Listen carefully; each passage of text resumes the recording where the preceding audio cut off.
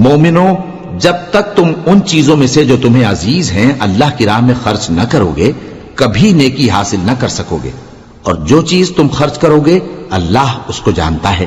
بنی اسرائیل کے لیے تورات کے نازل ہونے سے پہلے کھانے کی تمام چیزیں حلال تھیں بجز ان کے جو یعقوب نے خود اپنے اوپر حرام کر لی تھی۔ کہہ دو کہ اگر سچے ہو تو تورات لاؤ اور اسے پڑھو، یعنی دلیل پیش کرو۔ اب جو اس کے بعد بھی اللہ پر جھوٹے افطرا کریں تو ایسے لوگ ہی بے انصاف ہیں۔ کہہ دو کہ اللہ نے سچ فرما دیا، پس دین ابراہیم کی پیروی کرو جو سب سے بے تعلق ہو کر ایک اللہ کے ہو رہے تھے اور مشرکوں میں سے نہ تھے۔ سب سے پہلا گھر جو لوگوں کی عبادت کرنے کے لیے مقرر کیا گیا تھا وہی ہے جو مکے میں ہے، بابرکت اور جہان والوں کے لیے موجب ہدایت۔ اس میں کھلی ہوئی نشانیاں ہیں جن میں سے ایک ابراہیم کے کھڑے ہونے کی جگہ ہے۔ جو شخص اس مبارک گھر میں داخل ہوا اس نے امن پا لیا، اور لوگوں پر اللہ کا حق یعنی فرض ہے کہ جو اس گھر تک جانے کا مقدور رکھے وہ اس کا حج کرے، اور جو اس حکم کی تعمیل نہ کرے گا تو اللہ بھی اہل عالم سے بے نیاز ہے۔ کہو کہ اے اہل کتاب، تم اللہ کی آیتوں سے کیوں کفر کرتے ہو جبکہ اللہ تمہارے سب اعمال سے باخبر ہے؟ کہو کہ اے اہل کتاب، تم مومنوں کو اللہ کے رستے سے کیوں روکتے ہو اور باوجود کہ تم اس سے واقف ہو اس میں کجی نکالتے ہو، اور اللہ تمہارے کرتوتوں سے بے خبر نہیں؟ مومنو، اگر تم اہل کتاب کے کسی فریق کا کہا مان لو گے تو وہ تمہیں ایمان لانے کے بعد کافر بنا دیں گے، اور تم کیوں کر کفر کرو گے جبکہ تم کو اللہ کی آیتیں پڑھ پڑھ کر سنائی جاتی ہیں اور تم میں اس کے پیغمبر موجود ہیں۔ اور جس نے اللہ کی رسی کو مضبوط پکڑ لیا وہ سیدھے رستے لگ گیا۔ مومنو، اللہ سے ڈرو جیسا کہ اس سے ڈرنے کا حق ہے، اور مرنا تو مسلمان ہی مرنا، اور سب مل کر اللہ کی ہدایت کی رسی کو مضبوط پکڑے رہنا اور فرقے فرقے نہ ہو جانا، اور اپنے اوپر اللہ کی اس مہربانی کو یاد رکھنا جب تم ایک دوسرے کے دشمن تھے تو اس نے تمہارے دلوں میں الفت ڈال دی اور تم اس کی مہربانی سے بھائی بھائی ہو گئے، اور تم آگ کے گڑھے کے کنارے تک پہنچ چکے تھے تو اس نے تم کو اس سے بچا لیا۔ اس طرح اللہ تم کو اپنی آیتیں کھول کھول کر سناتا ہے تاکہ تم راہ راست پر رہو۔ اور تم میں ایک جماعت ایسی ہونی چاہیے جو لوگوں کو نیکی کی طرف بلائے اور اچھے کام کرنے کا حکم دے اور برے کاموں سے منع کرے۔ یہی لوگ ہیں جو کامیاب ہیں، اور ان لوگوں کی طرح نہ ہونا جو متفرق ہو گئے اور صاف احکام آنے کے بعد ایک دوسرے سے اختلاف کرنے لگے۔ یہ وہ لوگ ہیں جن کو قیامت کے دن بڑا عذاب ہوگا، جس دن بہت سے منہ سفید ہوں گے اور بہت سے سیاہ۔ تو جن لوگوں کے منہ سیاہ ہوں گے ان سے اللہ فرمائے گا، کیا تم ایمان لا کر کافر ہو گئے تھے؟ سو اب اس کفر کے بدلے عذاب کے مزے چکھو۔ اور جن لوگوں کے منہ سفید ہوں گے وہ اللہ کی رحمت کے باغوں میں ہوں گے اور ان میں ہمیشہ رہیں گے۔ یہ اللہ کی آیتیں ہیں جو ہم تم کو ٹھیک ٹھیک پڑھ کر سناتے ہیں، اور اللہ اہل عالم پر ظلم نہیں کرنا چاہتا، اور جو کچھ آسمانوں میں اور جو کچھ زمین میں ہے سب اللہ ہی کا ہے، اور سب کاموں کا انجام اللہ ہی کی طرف ہے۔ مومنو، تم بہترین امت ہو جسے لوگوں کی ہدایت کے لیے میدان میں لایا گیا ہے کہ تم نیک کام کرنے کو کہتے ہو اور برے کاموں سے منع کرتے ہو اور اللہ پر ایمان رکھتے ہو۔ اور اگر اہل کتاب بھی ایمان لے آتے تو ان کے لیے بہت اچھا ہوتا، ان میں ایمان لانے والے بھی ہیں لیکن تھوڑے اور اکثر نافرمان ہیں۔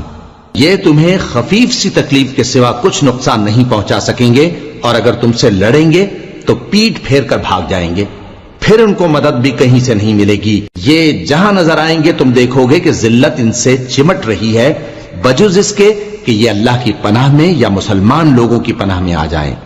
اور یہ لوگ اللہ کے غضب میں گرفتار ہیں اور ناداری ان سے لپٹ رہی ہے۔ یہ اس لیے کہ اللہ کی آیتوں سے انکار کرتے تھے اور اس کے پیغمبروں کو ناحق قتل کر دیتے تھے۔ یہ اس لیے کہ یہ نافرمانی کیے جاتے اور حد سے بڑھے جاتے تھے۔ یہ بھی سب ایک جیسے نہیں ہیں۔ ان اہل کتاب میں کچھ اچھے لوگ بھی ہیں جو رات کے اوقات میں اللہ کی آیتیں پڑھتے اور اس کے آگے سجدے کرتے ہیں۔ وہ اللہ پر اور روز آخر پر ایمان رکھتے اور اچھے کام کرنے کو کہتے اور بری باتوں سے منع کرتے اور نیکیوں پر لپکتے ہیں، اور یہی لوگ نیکوکار ہیں۔ اور یہ جس طرح کی نیکی کریں گے اس کی ناقدری نہیں کی جائے گی، اور اللہ پرہیزگاروں کو خوب جانتا ہے۔ جو لوگ کافر ہیں ان کے مال اور اولاد اللہ کے مقابلے میں ان کے ہرگز کام نہ آئیں گے، اور یہ لوگ اہل دوزخ ہیں کہ ہمیشہ اسی میں رہیں گے۔ یہ لوگ جو مال دنیا کی زندگی میں خرچ کرتے ہیں اس کی مثال آندھی کسی ہے جس میں سخت سردی ہو اور وہ ایسے لوگوں کی کھیتی پر جو اپنے آپ پر ظلم کرتے تھے چلے اور اسے تباہ کر دے۔ اور اللہ نے ان پر کچھ ظلم نہیں کیا بلکہ یہ خود اپنے اوپر ظلم کر رہے ہیں۔ مومنوں، کسی غیر مذہب کے آدمی کو اپنا رازدار نہ بنانا۔ یہ لوگ تمہاری خرابی میں کسی طرح کی کوتاہی نہیں کرتے اور چاہتے ہیں کہ جس طرح ہو تمہیں تکلیف پہنچے۔ ان کی زبانوں سے تو دشمنی ظاہر ہو ہی چکی ہے اور جو کینے ان کے سینوں میں مخفی ہیں وہ کہیں زیادہ ہیں۔ اگر تم عقل رکھتے ہو تو ہم نے تم کو اپنی آیتیں کھول کھول کر سنا دی ہیں۔ دیکھو، تم ایسے صاف دل لوگ ہو کہ ان لوگوں سے دوستی رکھتے ہو حالانکہ یہ تم سے دوستی نہیں رکھتے، اور تم سب کتابوں پر ایمان رکھتے ہو اور یہ تمہاری کتاب کو نہیں مانتے، اور جب تم سے ملتے ہیں تو کہتے ہیں ہم ایمان لے آئے ہیں، اور جب تنہا ہوتے ہیں تو تم پر غصے کے سبب انگلیاں کاٹ کاٹ کھاتی ہیں۔ ان سے کہہ دو کہ اپنے غصے میں مر جاؤ، اللہ تمہارے دلوں کی باتوں سے خوب واقف ہے۔ اگر تمہیں آسودگی حاصل ہو تو ان کو بری لگتی ہے، اور اگر تمہیں رنج پہنچے تو خوش ہوتی ہیں، اور اگر تم تکلیفوں کی برداشت اور نافرمانی سے کنارہ کشی کرتے رہو گے تو ان کا فریب تمہیں کچھ بھی نقصان نہ پہنچا سکے گا۔ یہ جو کچھ کرتے ہیں اللہ اس کا احاطہ کیے ہوئے ہے۔ اور اس وقت کو یاد کرو جب تم صبح کو اپنے گھر سے روانہ ہو کر ایمان والوں کو لڑائی کے لیے مورچوں پر موقع بموقع متعین کرنے لگے، اور اللہ سب کچھ سنتا ہے، جانتا ہے۔ اس وقت تم میں سے دو جماعتوں نے جی چھوڑ دینا چاہا، مگر اللہ ان کا مددگار تھا، اور مومنوں کو تو اللہ ہی پر بھروسہ کرنا چاہیے۔ اور اللہ نے جنگ بدر میں بھی تمہاری مدد کی تھی جبکہ اس وقت بھی تم بے سر و سامان تھے۔ بس اللہ کی نافرمانی سے بچو تاکہ شکر گزار بن جاؤ۔ جب تم مومنوں سے یہ کہہ کر ان کے دل بڑھا رہے تھے کہ کیا تم کو یہ کافی نہیں کہ تمہارا پروردگار 3000 فرشتے نازل کر کے تمہیں مدد دے؟ ہاں، کیوں نہیں؟ اگر تم دل کو مضبوط رکھو اور نافرمانی سے بچتے رہو اور کافر تم پر جوش کے ساتھ دفتن حملہ کر دیں تو تمہارا پروردگار 5000 فرشتے جن پر نشان ہوں گے تمہاری مدد کو بھیجے گا، اور اس مدد کو تو اللہ نے تمہارے لیے ذریعہ بشارت بنایا، یعنی اس لیے کہ تمہارے دلوں کو اس سے اطمینان حاصل ہو، ورنہ مدد تو اللہ ہی کی طرف سے ہوتی ہے جو غالب ہے، حکمت والا ہے۔ یہ اللہ نے اس لیے کیا کہ کافروں کی ایک جماعت کو ہلاک کر دے یا انہیں ذلیل و مغلوب کر دے کہ ناکام واپس جائیں۔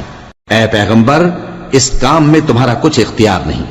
اب دو صورتیں ہیں، یا اللہ ان کے حال پر مہربانی کرے یا انہیں عذاب دے کہ یہ ظالم لوگ ہیں، اور جو کچھ آسمانوں میں ہے اور جو کچھ زمین میں ہے سب اللہ ہی کا ہے، وہ جسے چاہے بخش دے اور جسے چاہے عذاب کرے، اور اللہ بخشنے والا مہربان ہے۔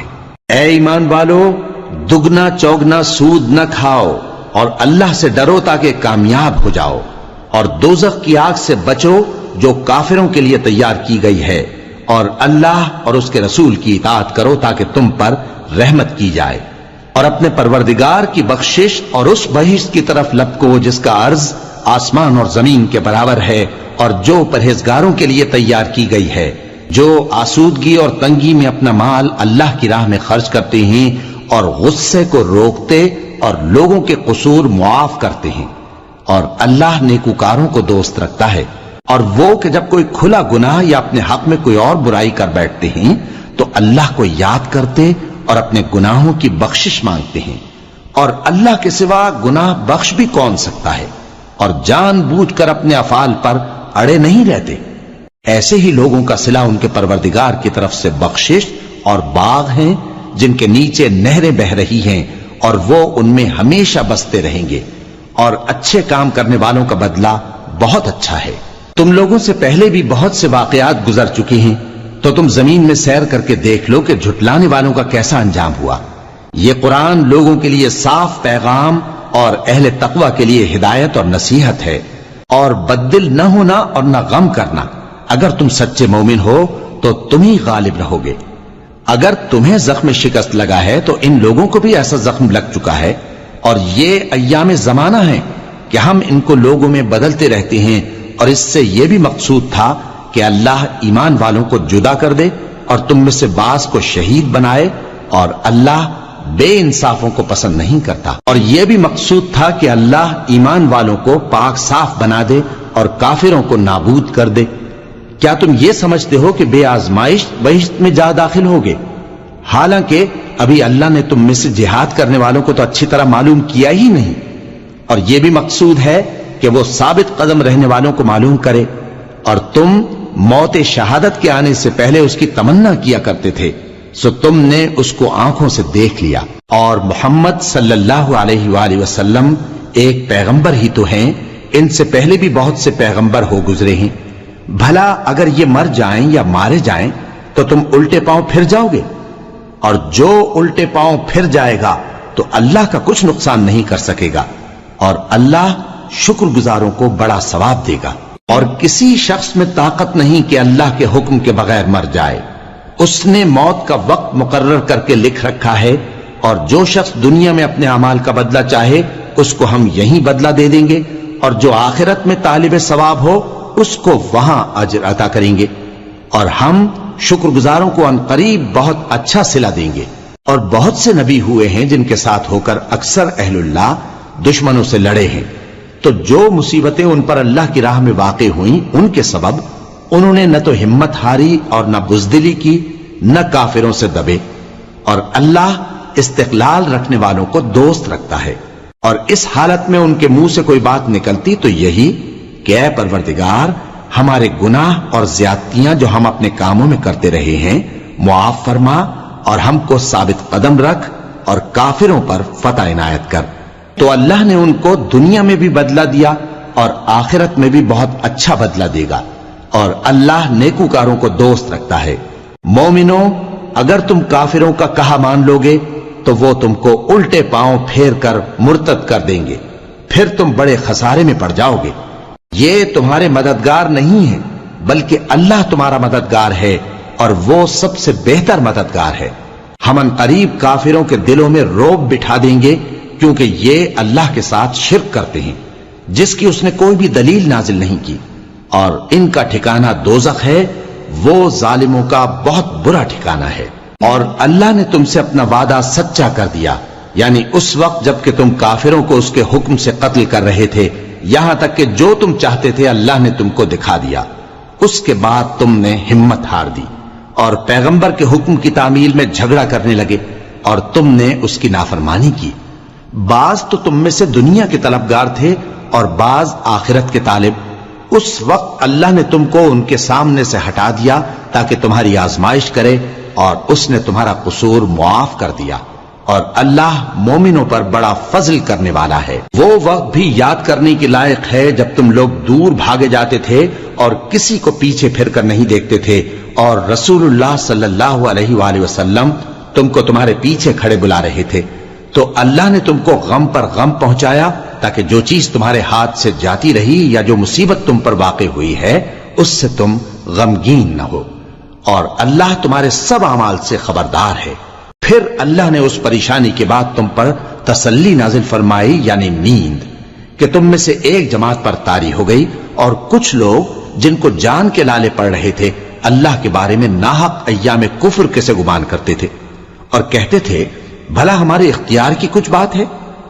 تم کہہ دو کہ بے شک سب باتیں اللہ ہی کے اختیار میں ہیں۔ یہ لوگ بہت سی باتیں دلوں میں مخفی رکھتے ہیں جو تم پر ظاہر نہیں کرتے تھے۔ کہتے تھے کہ ہمارے بس کی بات ہوتی تو ہم یہاں قتل ہی نہ کیے جاتے۔ کہہ دو کہ اگر تم اپنے گھروں میں بھی ہوتے تو جن کی تقدیر میں مارا جانا لکھا تھا وہ اپنی اپنی قتل گاہوں کی طرف ضرور نکل آتے۔ اس سے غرض یہ تھی کہ اللہ تمہارے سینوں کی باتوں کو آزمائے اور جو کچھ تمہارے دلوں میں ہے اس کو صاف کر دے، اور اللہ دلوں کی باتوں سے خوب واقف ہے۔ جو لوگ تم میں سے احد کے دن جبکہ مومنوں اور کافروں کی دو جماعتیں ایک دوسرے سے گتھ گئیں جنگ سے بھاگ گئے تو ان کے بعض افعال کے سبب شیطان نے ان کو پھسلا دیا تھا، اور یقیناً اللہ نے ان کا قصور معاف کر دیا۔ بے شک اللہ بخشنے والا ہے، بردبار ہے۔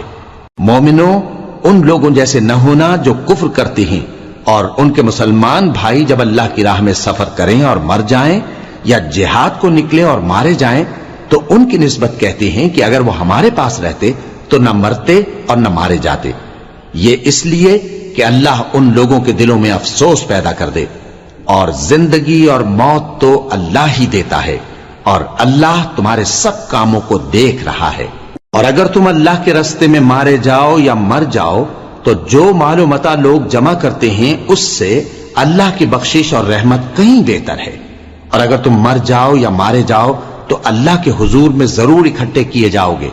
پھر اے نبی، اللہ کی مہربانی سے تم ان لوگوں کے لیے نرم مزاج واقع ہوئے ہو، اور اگر تم بدخو اور سخت دل ہوتے تو یہ تمہارے پاس سے بھاگ کھڑے ہوتے، سو ان کو معاف کر دو اور ان کے لیے اللہ سے مغفرت مانگو، اور اپنے کاموں میں ان سے مشورت لیا کرو، اور جب کسی کام کا پختہ ارادہ کر لو تو اللہ پر بھروسہ رکھو، بے شک اللہ بھروسہ رکھنے والوں کو دوست رکھتا ہے۔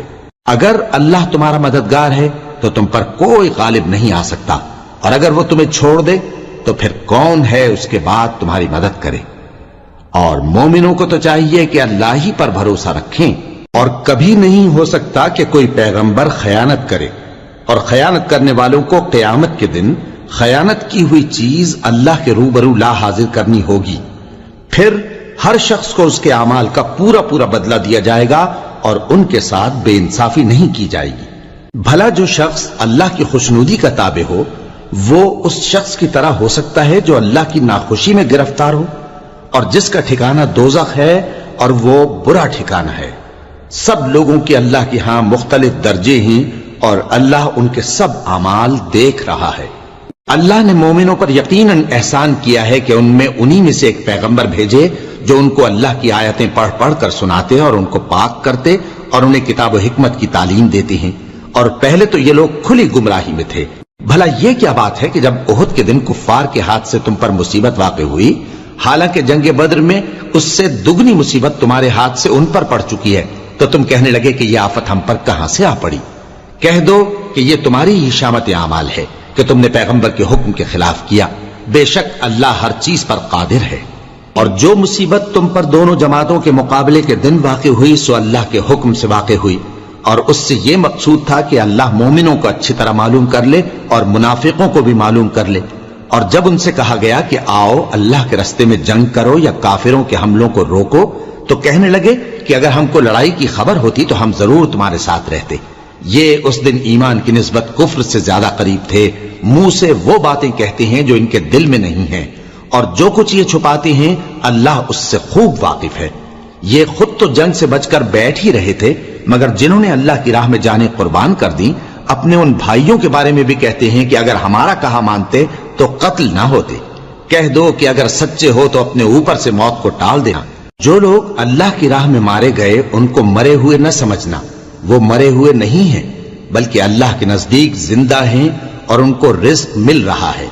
جو کچھ اللہ نے ان کو اپنے فضل سے بخش رکھا ہے اس میں خوش ہیں، اور جو لوگ ان کے پیچھے رہ گئے اور شہید ہو کر ان میں شامل نہیں ہو سکے ان کی نسبت خوشیاں منا رہے ہیں کہ قیامت کے دن ان کو بھی نہ کچھ خوف ہوگا اور نہ وہ غمناک ہوں گے، اور اللہ کے انعامات اور فضل سے خوش ہو رہے ہیں، اور اس سے کہ اللہ مومنوں کا اجر ضائع نہیں کرتا جنہوں نے باوجود زخم کھانے کے اللہ اور رسول کے حکم کو قبول کیا۔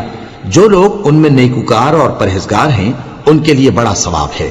جب ان سے لوگوں نے آ کر بیان کیا کہ کفار نے تمہارے مقابلے کے لیے لشکر کثیر جمع کیا ہے تو ان سے ڈرو، تو ان کا ایمان اور زیادہ ہو گیا، اور کہنے لگے ہم کو اللہ کافی ہے اور وہ بہت اچھا کارساز ہے۔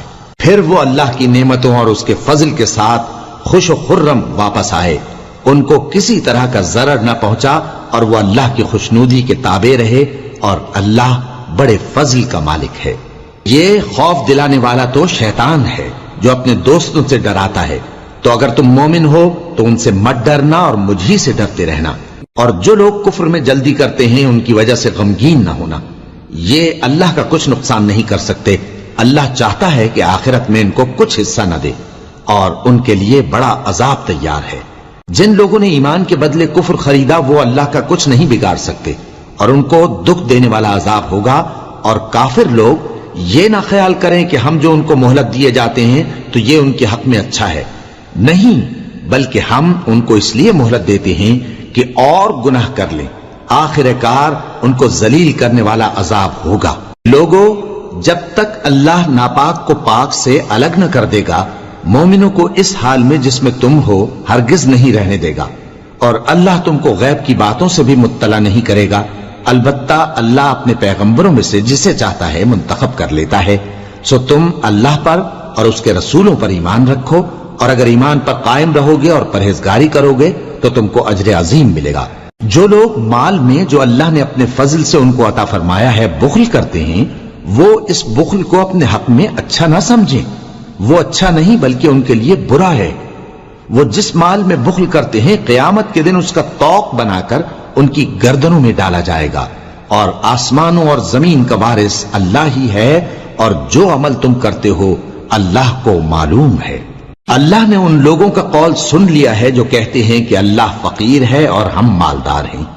یہ جو کچھ کہتے ہیں ہم اس کو لکھ لیں گے، اور پیغمبروں کو جو یہ ناحق قتل کرتے رہے ہیں اس کو بھی قلم بند کر رکھیں گے، اور قیامت کے روز کہیں گے کہ سخت جلن والی آگ کے عذاب کے مزے چکھتے رہو۔ یہ ان کاموں کی سزا ہے جو تمہارے ہاتھ آگے بھیجتے رہے ہیں، اور اللہ تو بندوں پر مطلق ظلم نہیں کرتا۔ جو لوگ کہتے ہیں کہ اللہ نے ہمیں حکم بھیجا کہ جب تک کوئی پیغمبر ہمارے پاس ایسی نیاز لے کر نہ آئے جس کو آگ آ کر کھا جائے تب تک ہم اس پر ایمان نہ لائیں گے۔ اے پیغمبر، ان سے کہہ دو کہ مجھ سے پہلے کئی پیغمبر تمہارے پاس کھلی ہوئی نشانیاں لے کر آئے، اور وہ معجزہ بھی لائے جو تم کہتے ہو، تو اگر سچے ہو تو تم نے ان کو کیوں قتل کیا؟ پھر اگر یہ لوگ تم کو جھٹلا رہے ہیں تو تم سے پہلے بہت سے پیغمبر کھلی ہوئی نشانیاں اور صحیفے اور روشن کتابیں لے کر آ چکے ہیں کہ ان کو بھی جھٹلایا گیا تھا۔ ہر شخص کو موت کا مزہ چکھنا ہے، اور تم کو قیامت کے دن تمہارے اعمال کا پورا پورا بدلہ دیا جائے گا۔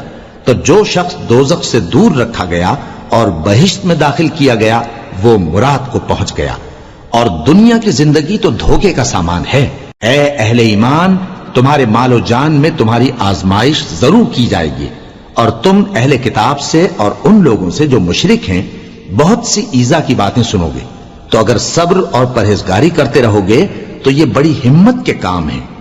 اور جب اللہ نے ان لوگوں سے جن کو کتاب عنایت کی گئی تھی اقرار لیا کہ اس میں جو کچھ لکھا ہے اسے لوگوں سے صاف صاف بیان کرتے رہنا اور اس کی کسی بات کو نہ چھپانا، تو انہوں نے اس کو پس پشت پھینک دیا اور اس کے بدلے تھوڑی سی قیمت حاصل کی۔ یہ جو کچھ حاصل کرتے ہیں برا ہے۔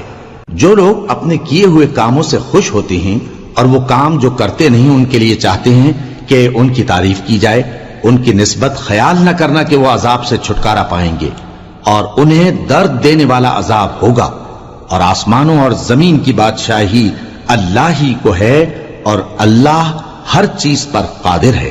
بے شک آسمانوں اور زمین کی پیدائش اور رات اور دن کے بدل بدل کر آنے جانے میں عقل والوں کے لیے نشانیاں ہیں، جو کھڑے اور بیٹھے اور لیٹے ہر حال میں اللہ کو یاد کرتے اور آسمان اور زمین کی پیدائش میں غور کرتے اور کہتے ہیں کہ اے پروردگار، تو نے اس کائنات کو بے فائدہ نہیں پیدا کیا، تو پاک ہے، تو قیامت کے دن ہمیں دوزخ کے عذاب سے بچائیو۔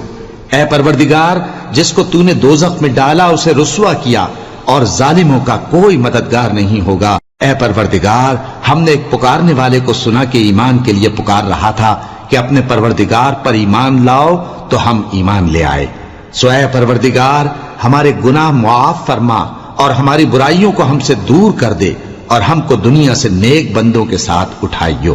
اے پروردگار، تو نے جن جن چیزوں کے ہم سے اپنے پیغمبروں کے واسطے سے وعدے کیے ہیں وہ ہمیں عطا فرما، اور قیامت کے دن ہمیں رسوا نہ کیجیو۔ کچھ شک نہیں کہ تو خلاف وعدہ نہیں کرے گا۔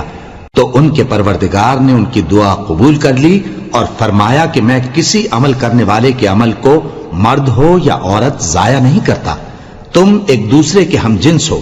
تو جو لوگ میرے لیے وطن چھوڑ گئے اور اپنے گھروں سے نکالے گئے اور ستائے گئے اور لڑے اور قتل کیے گئے، میں ان کے گناہ دور کر دوں گا اور ان کو بہشتوں میں داخل کروں گا جن کے نیچے نہریں بہ رہی ہیں۔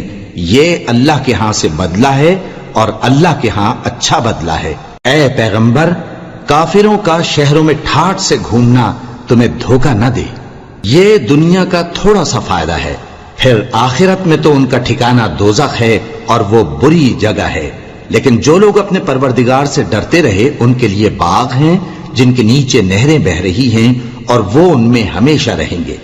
یہ اللہ کے ہاں سے ان کی مہمانی ہے، اور جو کچھ اللہ کے ہاں ہے وہ نیکوکاروں کے لیے بہت اچھا ہے. اور بعض اہل کتاب ایسے بھی ہیں جو اللہ پر اور اس کتاب پر جو تم پر نازل ہوئی اور اس پر جو ان پر نازل ہوئی ایمان رکھتے ہیں اور اللہ کے آگے عاجزی کرتے ہیں اور اللہ کی آیتوں کے بدلے تھوڑی سی قیمت نہیں لیتے. یہی لوگ ہیں جن کا صلہ ان کے پروردگار کے ہاں تیار ہے، اور اللہ جلد حساب لینے والا ہے. اے اہل ایمان، کفار کے مقابلے میں ثابت قدم رہو اور استقامت رکھو اور مورچوں پر جمے رہو اور اللہ سے ڈرو تاکہ مراد حاصل کرو. شروع اللہ کا نام لے کر جو بڑا مہربان نہایت رحم والا ہے. لوگوں، اپنے پروردگار سے ڈرو جس نے تم کو ایک شخص سے پیدا کیا، یعنی اول اس سے اس کا جوڑا بنایا، پھر ان دونوں سے کثرت سے مرد و عورت پیدا کر کے روئے زمین پر پھیلا دیے. اور اللہ سے ڈرو جس کے واسطے سے تم ایک دوسرے سے حقوق کا مطالبہ کرتے ہو، اور قطع رحمی سے بچو. کچھ شک نہیں کہ اللہ تمہیں دیکھ رہا ہے. اور یتیموں کا مال جو تمہاری تحویل میں ہو ان کے حوالے کر دو، اور ان کے پاکیزہ اور عمدہ مال کو اپنے ناقص اور برے مال سے نہ بدلو، اور نہ ان کا مال اپنے مال میں ملا کر کھاؤ کہ یہ بڑا سخت گناہ ہے. اور اگر تم کو اس بات کا خوف ہو کہ یتیم لڑکیوں کے بارے میں انصاف نہ کر سکو گے تو ان کے سوا جو عورتیں تم کو پسند ہوں، 2 یا 3 یا 4 ان سے نکاح کر لو.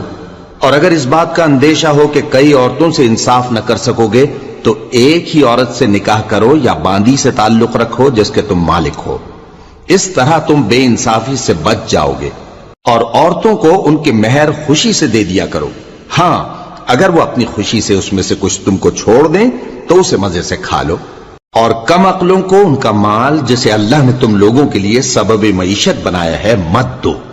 ہاں، اس میں سے ان کو کھلاتے اور پہناتے رہو اور ان سے معقول بات کہتے رہو. اور یتیموں کو بالغ ہونے تک کام کاج میں مصروف رکھو اور جانچتے رہو.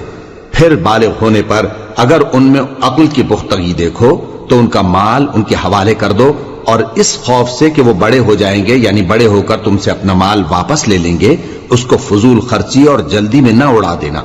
اور جو شخص آسودہ حال ہو اس کو ایسے مال سے قطعی طور پر پرہیز رکھنا چاہیے، اور جو ضرورت مند ہو وہ مناسب طور پر یعنی بقدر خدمت کچھ لے لے. اور جب ان کا مال ان کے حوالے کرنے لگو تو گواہ کر لیا کرو، اور حقیقت میں تو اللہ ہی گواہ اور حساب لینے والا کافی ہے. جو مال ماں باپ اور رشتہ دار چھوڑ مریں، تھوڑا ہو یا بہت، اس میں مردوں کا بھی حصہ ہے اور عورتوں کا بھی. یہ حصے اللہ کے مقرر کیے ہوئے ہیں.